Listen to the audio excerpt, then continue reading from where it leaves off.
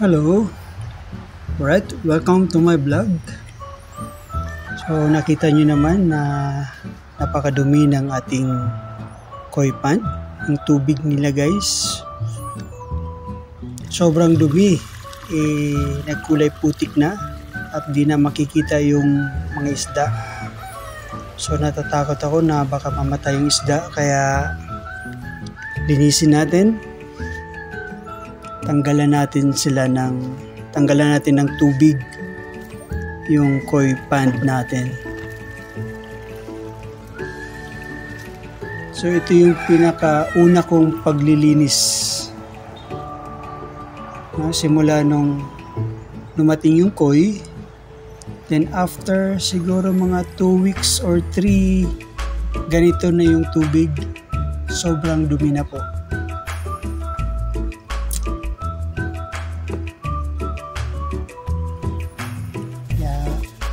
I-brush natin. Brush natin yung wall.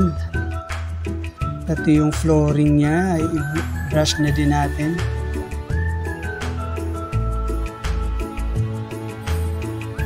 Then yung mga koi natin ay lagay natin sa malaking palanggana. Huwag niyong kalimutang lagyan ng aerator yung palanggana nyo guys ha, kasi baka mamatay yung koi.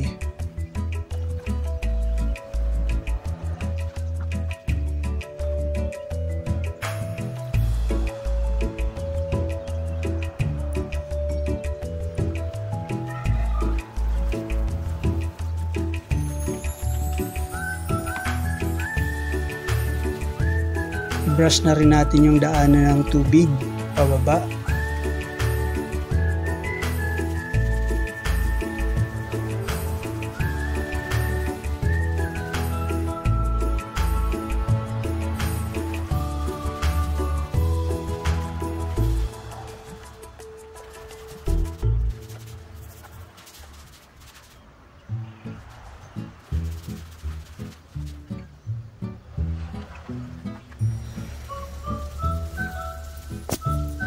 Ayan, medyo malinis na. At yung ating mga koi nandun sa malaking palanggana. Linisin rin natin yung filtration chamber natin. Ayan, meron tayong 3 chambers dito for our filtration system. Ayan, pinagtatanggal ko yung mga graba. Ito naman yung mga uling. Ayan, para maiwasan yung pangangamoy ng tubig. Tapos naglagay rin ako ng fish net.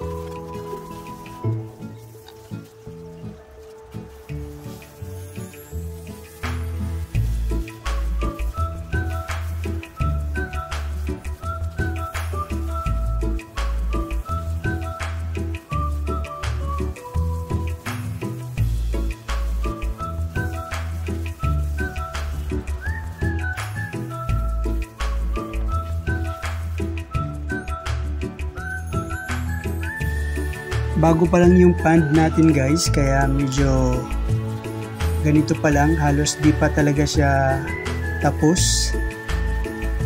Di ko nga natapos pinturahan. Out of budget.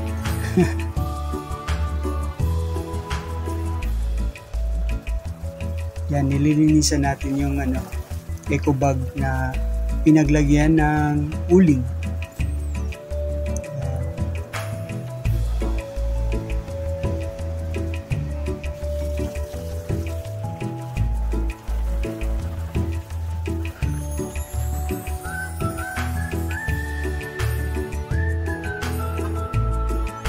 Yan, soli na natin guys yung mga elements for our filtrations.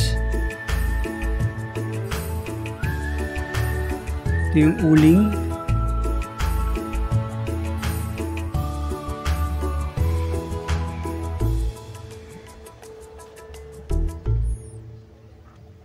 Yan, lagyan natin ng fish net yung pipe doon.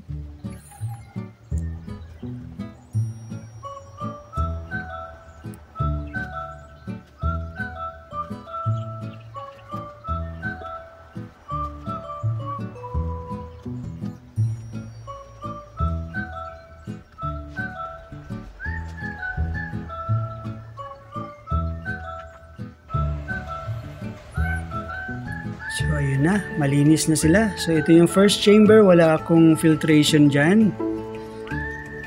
Sa second chamber, meron tayong fishnet, meron tayong charcoal. Then the third one is yung mga graba natin guys, and fishnet. Dito bababa yung tubig. Ayan.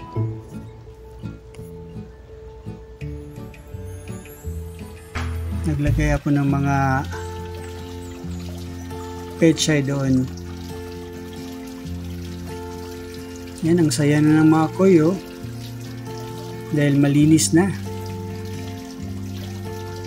Tuwang-tuwa na sila. Compare kanina kung grabe, napakadumi.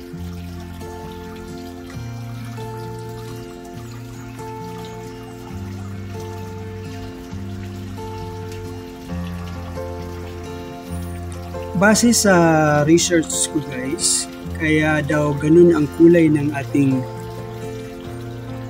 ang tubig ng ating pan dahil daw sa nasa external or so kapag direct sunlight daw talaga ang tubig, ang resulta nun magiging kulay putik ang tubig nila. Ganun daw po talaga. So kaya nag-research ako kung paano naman to magiging malinaw palagi yung tubig. So, ang dami kong nababasa, nakikita, napapanood. Sabi nila yung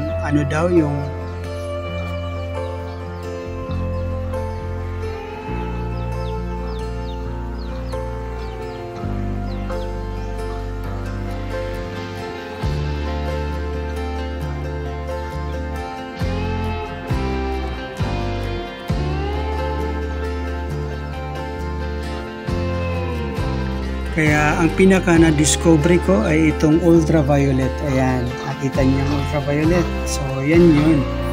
Yan yung nagpapalinaw ng tubig at hindi na magkakakulay putik ang tubig natin ang dahil dun sa ultraviolet na yun.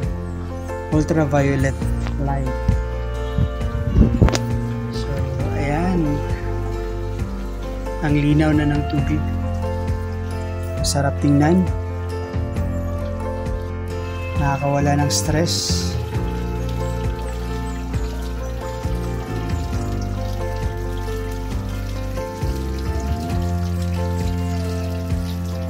Nangingi sila ng pagkain.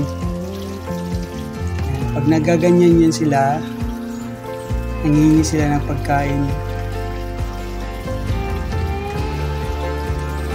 Alright. So, salamat sa panunood at abangan nyo yung another updates ng ating mga koi kung anong mangyayari sa ating concrete koi pond, kung palagi ba itong maging malinis or hanggang every other day or other week or other month ba ako naglilinis, kung ilang beses ako maglilinis sa isang buwan, no? Tingnan natin. Okay, see you guys.